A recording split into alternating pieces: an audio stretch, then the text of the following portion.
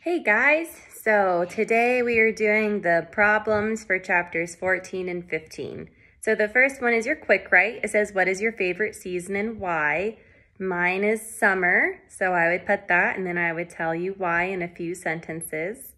And then we go to multiple choice. So it says, how old is Fern? So think about chapters 14 and 15 and where they mentioned how old she is. Probably when they were talking with Dr. Dorian. So if you go to page 111, Dr. Dorian is talking and asking questions, and he asks how old she is, and Fern's mom says 8, so she's 8 years old. Number 2 says, according to chapter 15, what sort of mood do the crickets bring? And that's on the first page. It says, the crickets sang in the grasses. They sang the song of summer's ending, a sad, monotonous song. So it's a song of sadness, letter A. True or false? Remember, you need to make sure that you find these in the book to support your answer. So number 1 says, Dr. Dorian seems very concerned about Fern's health. That's false, right? He doesn't seem concerned at all. And if you go back to page 111, he says, he's asking, is her appetite good? She says yes. Does she sleep well? She says yes. And the doctor says, well, then don't worry. So he is not worried about her. So that's false. Number 2, Mrs. Arable feels relieved after she speaks to Dr. Dorian. So page 112, at the very bottom, it says, Mrs. Arable said goodbye and thanked Dr. Dorian very much for his advice. She felt greatly relieved. So that's true. She feels much better. Number 3, Wilbur is dreading the county fair. So if you go to page 116, Wilbur is begging Charlotte to come because he is so worried. So that's true. He is dreading it. He's very nervous. Number 4, Wilbur begs Charlotte to come with him to the county fair. Again, on page 116, you can see he keeps asking her over and over again. So that's true. And then number 5 says, Charlotte tells Wilbur she must lay her eggs soon. That's also on page 116. So she says, Wilbur asks, what kind of work? And she says, egg laying. It's time I made an egg sack and filled it with eggs. So that's true. She does have to lay her eggs soon.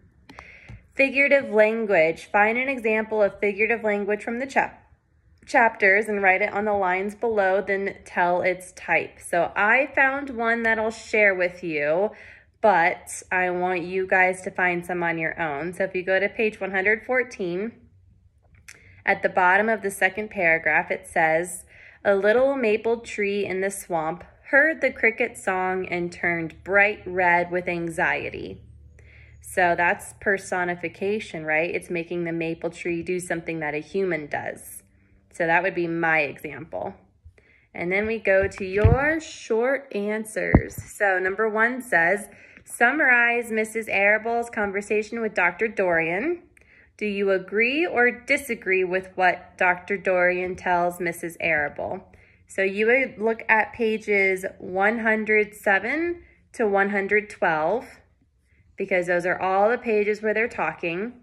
And reread it and tell me what they talk about using first, next, then last. And then at the very end, you could just do one sentence saying, in my opinion, I do agree or I don't agree with what Dr. Dorian says.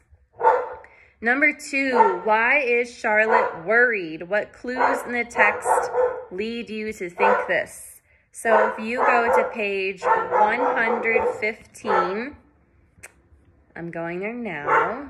And at the bottom, it says, Charlotte had worries of her own, but she kept quiet about them. One morning, Wilbur asked her about the fair. And so if you start there and you keep reading, you can try and guess what she's worried about. So I want you guys to read that. And that's sort of an opinion. So you could say, in my opinion, I think Charlotte is worried because, and then tell me, using parts of the book, why you think she's worried and what you think she's worried about. Okay? In chapter 15, the text says, No pig ever had truer friends, and he realized that friendship is one of the most satisfying things in the world. Do you agree or disagree? Explain. So again, that's your opinion. So you'd say, in my opinion, that friendship is one of the most satisfying things in the world. Or in my opinion, I do not think friendship is one of the most satisfying things in the world. And then you would give me some reasons and examples. Okay, now we are at the vocab. So, fidgeted. Definition of fidgeted means squirmed, like you can't sit still. And then draw it.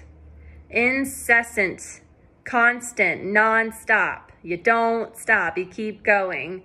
And then draw that. Modest means humble. So being modest means like you don't really brag or show off. You're very humble. You just kind of do the right thing and you don't really expect anything from it. So write down that definition and then draw what you think that looks like. And then your sentences. So number 1, despite her money and fame, the actress managed to stay blank. Number 2, the students blank as they grew bored with the lesson. Number 3, as usual, my alarm sounded off with its blank beeping at 7:30 a.m. And then you have this graphic organizer. It says, in the graphic organizer below, write some words or phrases from the text that show how you might feel if you were Wilbur in these chapters. So it says in the middle, in Wilbur's shoes. So put yourself in his shoes, pretend you're him. And you could write some words or some phrases from the book, like worried or concerned or nervous, or you could go back to the book. I'm looking right now. When they're talking would be a good place to go. So go to their conversation and look at what they're talking about. So at the very end, a phrase would be, Wilbur is taking life easy in this straw. So at that point in time, he feels a lot better because Charlotte said that she would go. So, but you could also use other parts of the chapters, like when he's freaking out and he's really nervous about going alone. So you could use that part too, okay?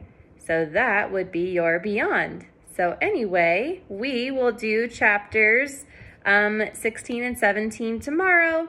All right, bye guys.